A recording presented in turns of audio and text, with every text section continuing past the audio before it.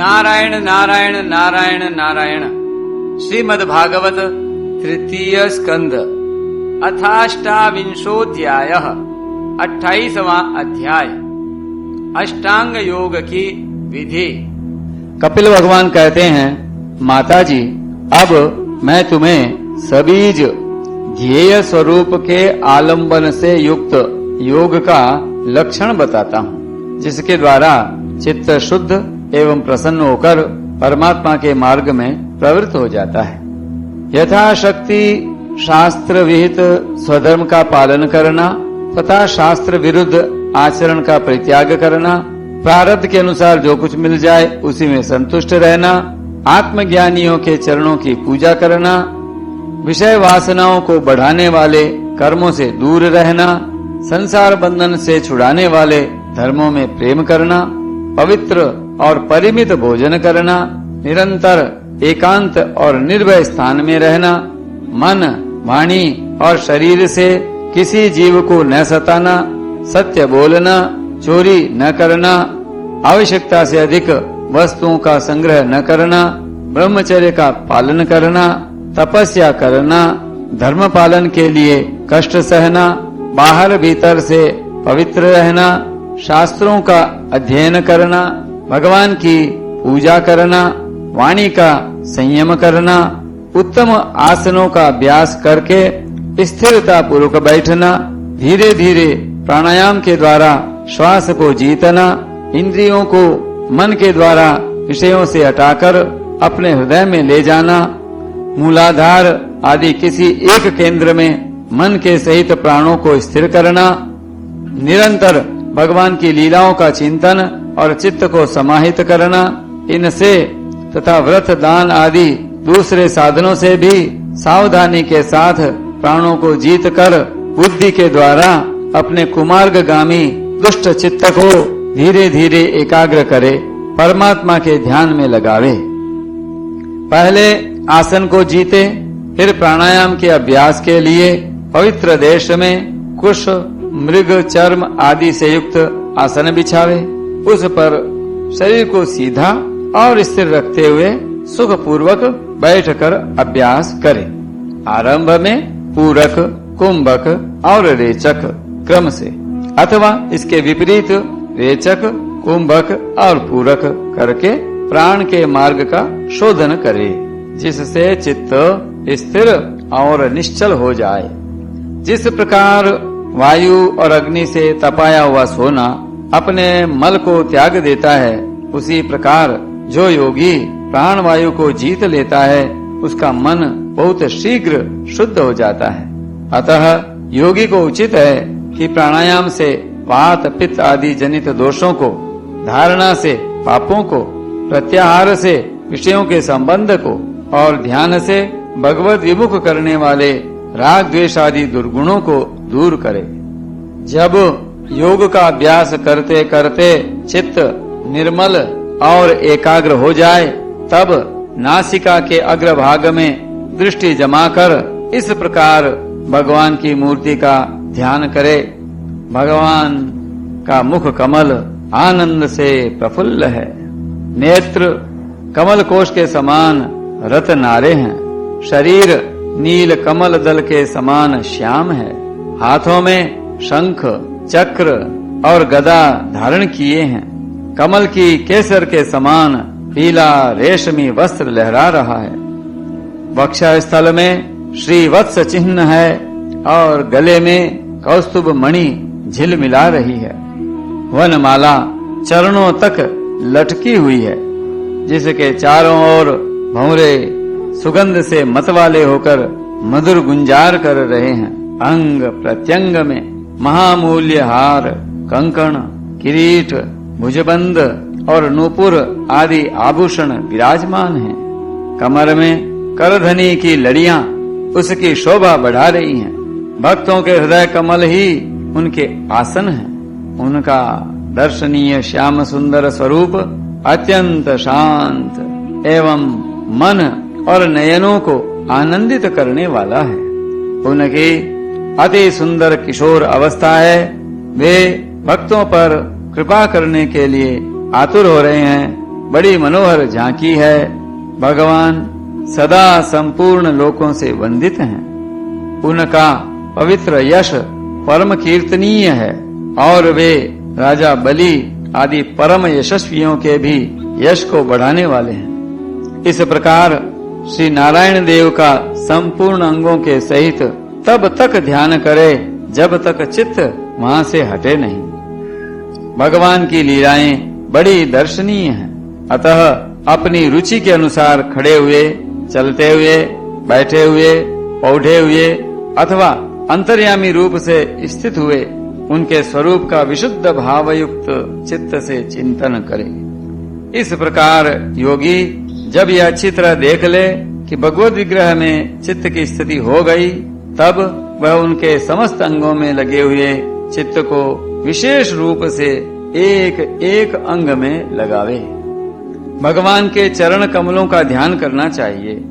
वे वज्र, अंकुश, ध्वजा और कमल के मंगलमय चिन्हों से युक्त हैं तथा अपने उभरे हुए लाल लाल शोभामय नखचंद्र मंडल की चंद्रिका से ध्यान करने वालों के हृदय के अज्ञान रूप घोर अंधकार को दूर कर देते हैं।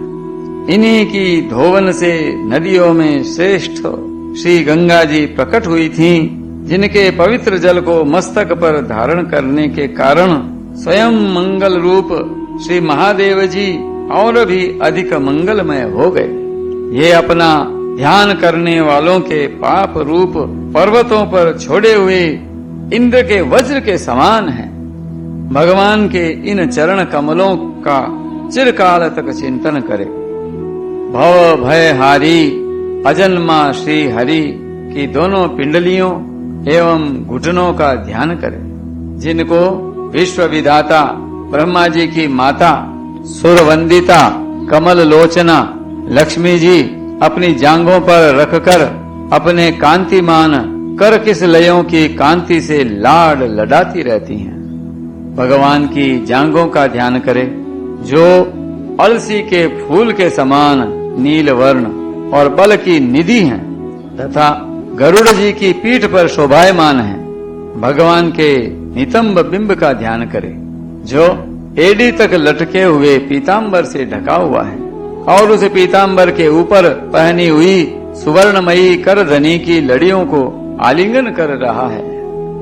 संपूर्ण लोकों के आश्रय स्थान भगवान के उदर देश में स्थित नाभि सरोवर का ध्यान करे। इसी में से ब्रह्मा जी का आधारभूत सर्वलोकमय कमल प्रकट हुआ है। फिर प्रभु के श्रेष्ठ मरकत मणि सदृश दोनों स्तनों का चिंतन करे, जो वक्षः स्थल पर पड़े हुए शुभ्र हारों की किरणों से गौरवर्ण जान पड़ते हैं। इसके पश्चात पुरुषोत्तम भगवान के वक्षस्थल का ध्यान करे, जो महालक्ष्मी का निवास स्थान और लोगों के मन एवं नेत्रों को आनंद देने वाला है। फिर संपूर्ण लोकों के वंदनीय भगवान के गले का चिंतन करे, जो मानो कौस्तुभ मणि को भी सुशोभित करने के लिए ही उसे धारण करता है। समस्त लोकपालों की आश्रय भूता भगवान की चारों भुजाओं का ध्यान करे, जिनमें धारण किए हुए कंकण आदि आभूषण समुद्र मंथन के समय मंदराचल की रगड़ से और भी उजले हो गए हैं। इसी प्रकार जिसके तेज को सहन नहीं किया जा सकता, उस सहस्त्र धारों वाले सुदर्शन चक्र का तथा उनके कर कमल में राजहंस के समान विराजमान शंख का चिंतन करे। फिर विपक्षी वीरों के रुधिर से सनी हुई प्रभु की प्यारी कौमुदकी गदा का, भौरों के शब्द से गुंजायमान वनमाला का और उनके कंठ में सुशोभित संपूर्ण जीवों के निर्मल तत्व रूप कौस्तुभ मणि का ध्यान करे। आत्मानमस्य जगतो निर्लेपम गुणामलम विभर्ति कौस्तुभ मणिम स्वरूपम भगवान हरि। अर्थात इस जगत की निर्लेप निर्गुण निर्मल तथा स्वरूप भूत आत्मा को कौस्तुभ मणि के रूप में भगवान धारण करते हैं। नारायण नारायण नारायण। भक्तों पर कृपा करने के लिए ही यहाँ साकार रूप धारण करने वाले श्री हरि के मुख कमल का ध्यान करें, जो सुघड़ नासिका से सुशोभित है और झिल मिलाते हुए मकराकृत कुंडलों के हिलने से अतिशय प्रकाशमान स्वच्छ कपोलों के कारण बड़ा ही मनोहर जान पड़ता है। काली काली घुंघराली अलकावली से मंडित भगवान का मुख मंडल अपनी छवि के द्वारा भ्रमरों से सेवित कमल कोश का भी तिरस्कार कर रहा है और उसके कमल सदृश विशाल एवं चंचल नेत्र उस कमल कोश पर उछलते हुए मछलियों के जोड़े की शोभा को भी मात कर रहे हैं। उन्नत भ्रूलताओं से सुशोभित भगवान के ऐसे मनोहर मुखारविंद की मन में धारणा करके आलस्य रहित हो उसी का ध्यान करे। हृदय गुहा में चिरकाल तक भक्ति भाव से भगवान के नेत्रों की चितवन का ध्यान करना चाहिए, जो कृपा से और प्रेम भरी मुस्कान से क्षण क्षण अधिकाधिक बढ़ती रहती है, विपुल प्रसाद की वर्षा करती रहती है और भक्तजनों के अत्यंत घोर तीनों तापों को शांत करने के लिए ही प्रकट हुई है। श्री हरि का हास्य प्रणत जनों के तीव्र से तीव्र शोक के अश्रु सागर को सुखा देता है और अत्यंत उदार है।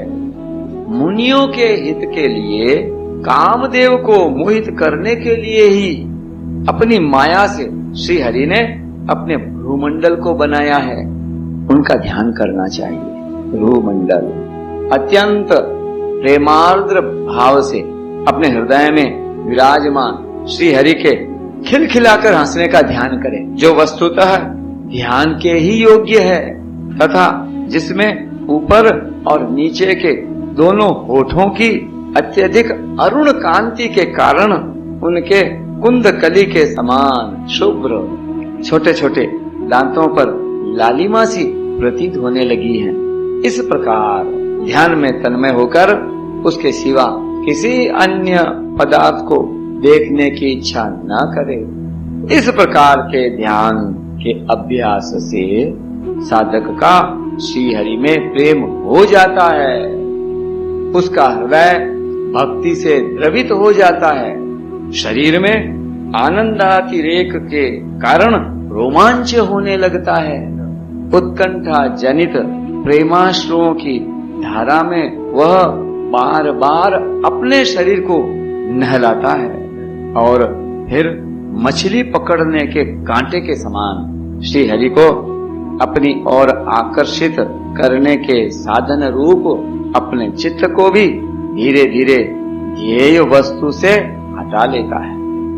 जैसे तेल आदि के चुक जाने पर दीप शिखा अपने कारण रूप तेजस तत्व में लीन हो जाती है, वैसे ही आश्रय विषय और राग से रहित होकर मन शांत ब्रह्माकार हो जाता है। इस अवस्था के प्राप्त होने पर जीव गुण प्रवाह रूप देह आदि उपाधि के निवृत्त हो जाने के कारण ध्याता ध्येय आदि विभाग से रहित एक अखंड परमात्मा को ही सर्वत्र अनुगत देखता है। वासुदेव सर्वम।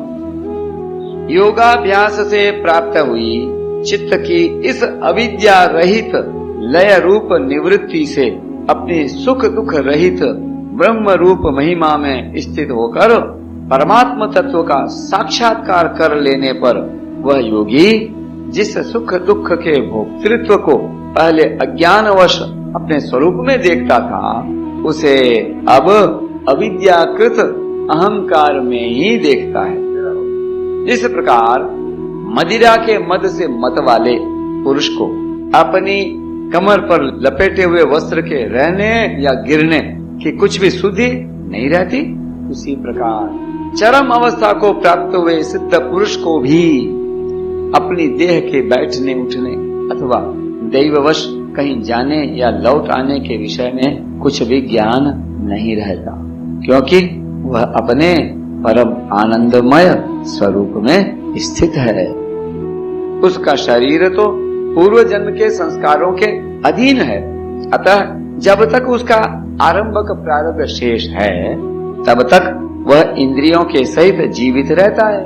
किंतु जिसे समाधि पर्यंत योग की स्थिति प्राप्त हो गई है और जिसने परमात्मा तत्व को भी भली भांति जान लिया है, वह सिद्ध पुरुष पुत्र कलत्र आदि के सहित इस शरीर को स्वप्न में प्रतीत होने वाले शरीरों के समान फिर स्वीकार नहीं करता, फिर उसमें अंता ममता नहीं करता। जिस प्रकार अत्यंत स्नेह के कारण पुत्र और धन आदि में भी साधारण जीवों की आत्मबुद्धि रहती है, किंतु थोड़ा सा विचार करने से ही वे उनसे स्पष्टतया अलग दिखाई देते हैं, उसी प्रकार जिन्हें यह अपना आत्मा मान बैठा है, उन देह आदि से भी उनका साक्षी पुरुष पृथक ही है। जिस प्रकार जलती हुई लकड़ी से, चिनगारी से, स्वयं अग्नि से ही प्रकट हुए धुएं से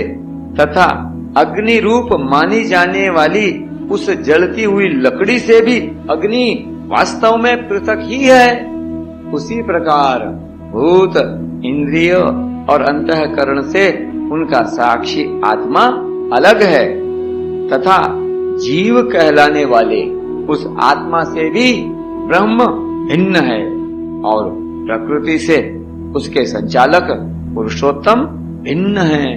पुरुषोत्तम भगवान की। जिस प्रकार देह दृष्टि से जरायुज, अंडज, स्वेदज, उद्भिज चारों प्रकार के प्राणी पंचभूत मात्र हैं, उसी प्रकार संपूर्ण जीवों में आत्मा को और आत्मा में संपूर्ण जीवों को अनन्य भाव से अनुगत देखे। जिस प्रकार एक ही अग्नि अपने पृथक पृथक आश्रयों में उनकी विभिन्नता के कारण भिन्न भिन्न आकार का दिखाई देता है, उसी प्रकार देव, मनुष्य आदि शरीरों में रहने वाला एक ही आत्मा अपने आश्रयों के गुण भेद के कारण भिन्न भिन्न प्रकार का भासता है। अतः भगवान का भक्त जीव के स्वरूप को छिपा देने वाली कार्य कारण रूप से परिणाम को प्राप्त हुई भगवान की इस अचिंत्य शक्तिमयी माया को भगवान की कृपा से ही जीत कर अपने वास्तविक स्वरूप ब्रह्म रूप में स्थित होता है। मुझे भक्तवत्सल भगवान की। नारायण नारायण नारायण नारायण।